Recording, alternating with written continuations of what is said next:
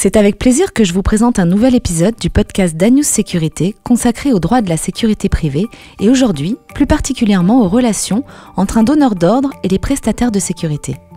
Il est inutile de présenter Thibaut Dumanoir de Juaille, avocat spécialisé en sécurité privée. Il interviendra conjointement avec Laurent Victor, que je peux présenter ainsi.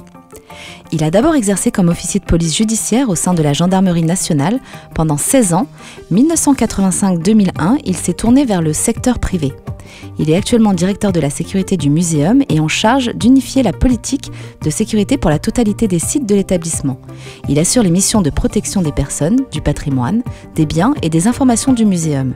Il assure également la fonction du chef d'opération de la cellule de crise de l'établissement.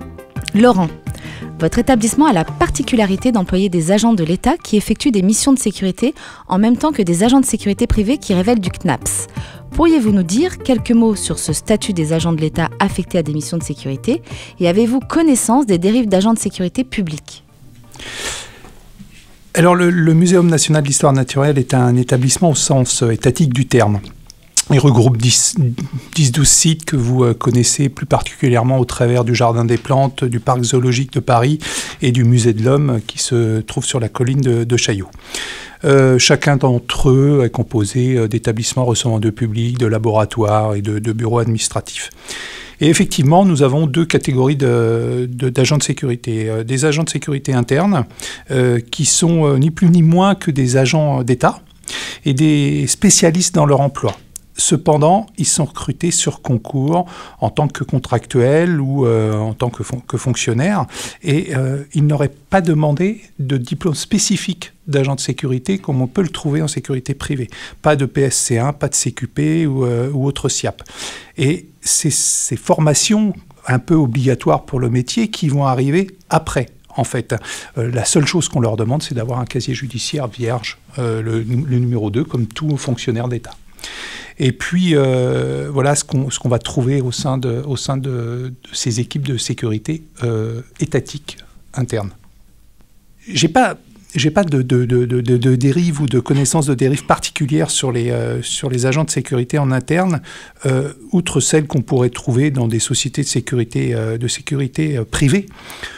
Les conséquences sont probablement les mêmes. Et il est plus facile de reclasser un agent étatique, pour le coup, qu'un agent de sécurité privé. Un agent de sécurité privé qui va faire effectivement commettre une infraction, commettre quelque chose de grave, il va perdre son CQP, son habilitation, pas le CQP, mais son habilitation du CNAPS, et il va se retrouver à être difficilement employé par la boîte dans un poste administratif. Les employés étatiques du service de sécurité interne du Muséum, pour le coup, s'ils ne pouvaient plus être agents de sécurité, on pourrait éventuellement les recaser dans un bureau administratif. Mais la problématique, c'est le casier judiciaire numéro 2, puisque de toute façon, ils sont fonctionnaires. Et vous, Thibaut, que pensez-vous de cette problématique ? Alors, j'ai trouvé cette présentation par Laurent extrêmement intéressante, parce qu'on voit tout de suite la différence de statut entre les agents travaillant pour Laurent et puis les agents de sécurité privée qui relèvent du CNAPS. Et pour être agent de sécurité privée, dirigeant de sécurité ou associé d'une société de sécurité privée, il faut bien entendu ne pas avoir de B2, donc c'est tout à fait comparable aux agents de service public, mais également il y a des enquêtes de moralité beaucoup plus poussées. Et lorsqu'on voit, toujours d'après ce que dit Laurent, le fait qu'il n'y ait pas plus de dérives apparemment dans le secteur privé que dans le secteur public, plus exactement dans le secteur public que dans le secteur privé, et on se demande finalement si le contrôle du CNAPS n'est pas un peu trop, on ne peut pas dire exagéré, mais un peu trop pesant, notamment pour les personnels, mais également pour les entreprises. Par contre, il y a un point auquel je suis sensible et qui m'apparaît nécessaire pour la profession d'agent de sécurité privée, dont on pourrait limiter le contrôle donc au B2, c'est la formation qui m'apparaît indispensable, avec la réactualisation des formations régulièrement, c'est le fameux MAC que tout le monde connaît. Laurent, quelles sont les responsabilités et risques qui pèsent sur un directeur de sécurité ?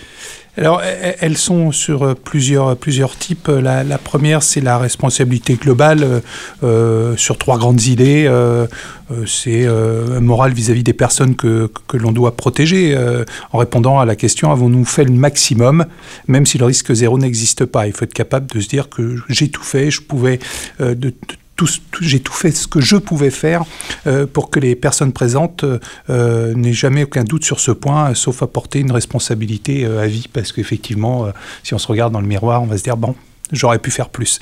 Une responsabilité commerciale, ce que nous avons signé avec un prestataire, qui s'est engagé avec nous, et il faut respecter les règles et les accords passés. On va par exemple ne pas trouver des personnels de sécurité qui réalisent une autre mission que celle de la sécurité. Ça s'est vu il y a quelques années en arrière, mais parfois ça se voit encore parce que on va faire lire par exemple des billets d'accès dans une galerie d'exposition, alors que la personne normalement est là pour surveiller la galerie et pas pour contrôler les billets. Et puis une obligation de protection des salariés des sociétés ou des agents d'État. Là pour le coup, on est dans une responsabilité juridique sur les risques inhérents au site, par exemple. Et là, c'est le Code du travail, par exemple. C'est l'évaluation des risques avec entre nous, donneurs d'ordre, et le prestataire, parce que ces agents qui vont venir chez nous, il faut qu'ils puissent connaître les dangers du site. Si vous avez une usine Céveso, par exemple, il faut que les agents puissent localiser les endroits qui sont plus ou moins dangereux. Et puis, donc l'obligation de protection des salariés, ça c'est les fameux 9 points du code du travail, où l'employeur doit réduire le risque, avec les protections individuelles, et les EPI, Et puis aujourd'hui, la question peut se poser par rapport au risque et à la menace terroriste sur les gilets pare-balles. On peut se dire, est-ce qu'on a l'obligation de mettre un gilet pare-balles, un vrai gilet pare-balles, pas une chasuble, pour protéger les agents de sécurité. Et puis, il y a une dernière responsabilité. Celle-là, elle est un peu particulière à mon métier. C'est ce qu'on appelle la protection des œuvres, des biens culturels. Ça a été remis à l'ordre du jour avec l'histoire de la cathédrale Notre-Dame. Et aujourd'hui, on a vraiment une obligation, je dirais. Alors, elle est juridique, mais elle est aussi morale, parce que finalement, on s'engage à protéger les œuvres françaises. Et au Muséum, par exemple, nous avons 70 millions d'œuvres. Et donc, l'obligation de sauvegarder ces œuvres coûte que coûte. Alors, ça s'arrête à un moment donné, parce que finalement, il y a un incendie. Jusqu'où on doit aller, puisque en principe, quand il y a un incendie, on fait sortir tout le monde. Et demander à des agents de sécurité, qu'ils soient prestataires ou qu'ils soient sécurité interne, de les faire rentrer alors qu'on fait sortir tout le monde. Voilà, mais du coup, il faut trouver le juste milieu. Thibault, pensez-vous que dans le secteur privé, la problématique soit identique ? Alors, il y a une problématique qui a été évoquée par Laurent, à laquelle je suis extrêmement sensible, c'est la protection des agents de sécurité privée, et qui, compte tenu des contraintes du marché, à mon avis, ne pourrait ne pas être assurée correctement.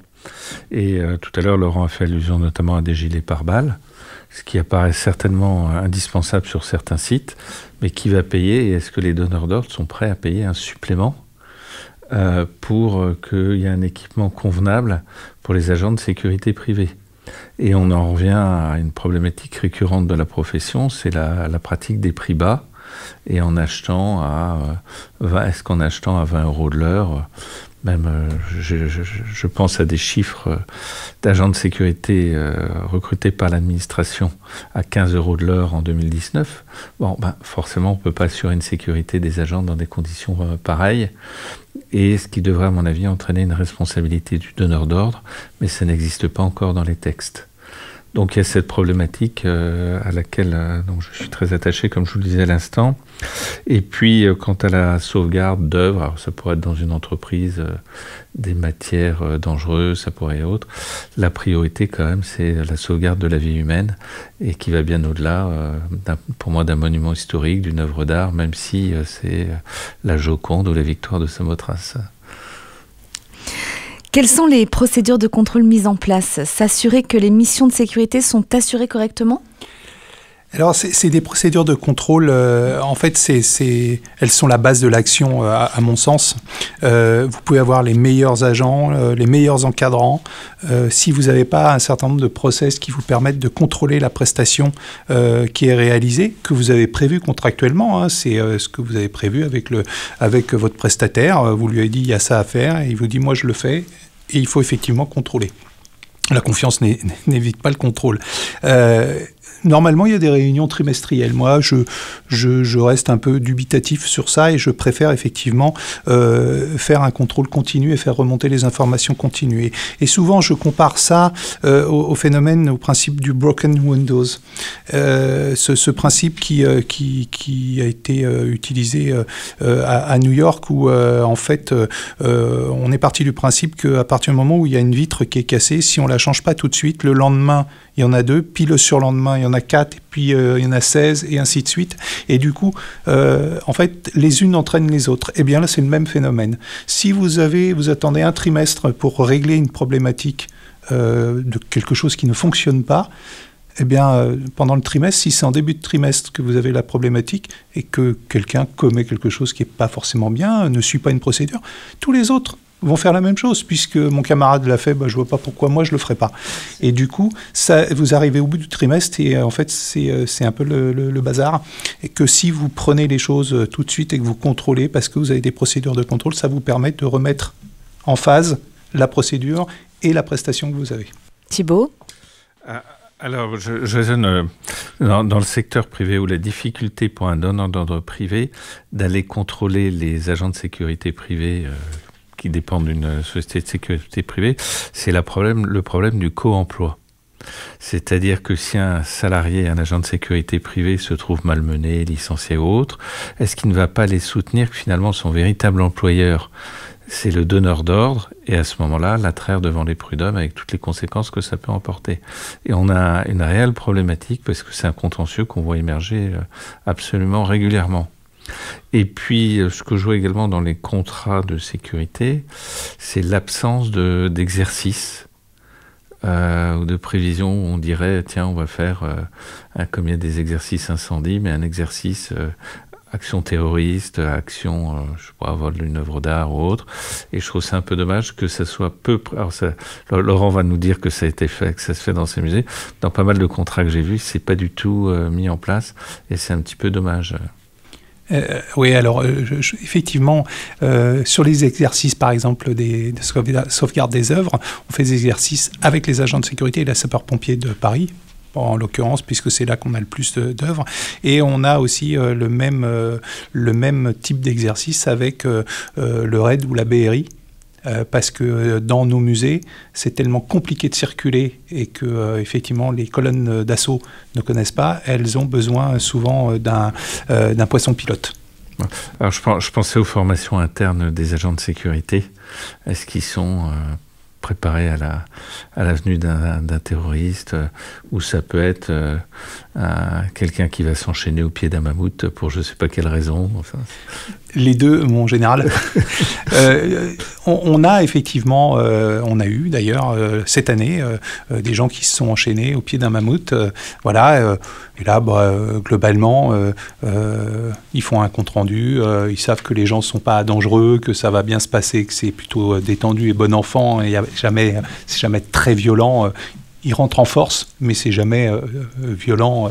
Voilà. Après, sur les attaques terroristes, c'est ce qu'on appelle dans l'éducation nationale le fameux PPMS, où en fait il y a toutes les zones refuges et les réactions que l'on doit avoir en fonction de ce qu'on peut faire, de la situation où on est. Mais ils sont effectivement sur ce point. Un mot de conclusion pour chacun de vous, Thibaut ? Alors sur le rôle du directeur ou la responsabilité du directeur de sécurité, je pense qu'on va aller vers un accroissement de la responsabilité du directeur de sécurité. Alors certains voudraient qu'il ait un statut avec une formation ou autre. Alors je sais que c'est en débat, qu'il y a des commissions au Parlement qui se posent la question, mais après moi je suis assez réticent à toute réglementation trop contraignante. Laurent ? Alors, en conclusion, je dirais que la responsabilité du donneur d'ordre en matière de sécurité privée s'articule pour moi sur 3 principes. Le premier, c'est la définition exacte des besoins que le prestataire, afin que le prestataire puisse répondre à ce qu'on lui demande. C'est-à-dire qu'effectivement, quand il va répondre à un appel d'offres, il faut qu'on ait bien défini les missions qu'on lui demande pour qu'il puisse y répondre correctement, parce que ce sera un peu malvenu après de lui reprocher quelque chose qu'on n'avait pas déterminé.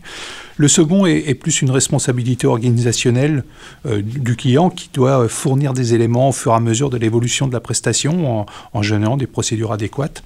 Et puis le dernier qui me semble peut-être le plus important, qui porte en tout cas les 2 premiers, c'est la responsabilité morale, qui permettra de créer un lien entre le client et le prestataire.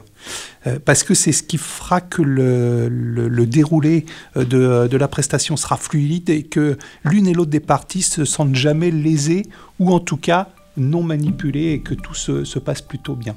Et voilà. Merci Thibaut, merci Laurent. Merci à tous de nous avoir suivis et à très bientôt pour un nouvel épisode sur Anews Sécurité.